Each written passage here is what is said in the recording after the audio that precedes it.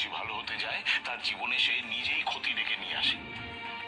তুমি ভাবতে পারছো শর্মিলা, একজন মা কতটা খারাপ হলে তার নিজের সন্তান তাকে শাস্তি পাওয়ায়? রোহিণী শুধরবে না, রোহিণী কোনোদিন বদলাবে না। ক্রিস সেটা করেছে, একদম ঠিক করেছে। রোহিণীর শাস্তি পাওয়াই দরকার।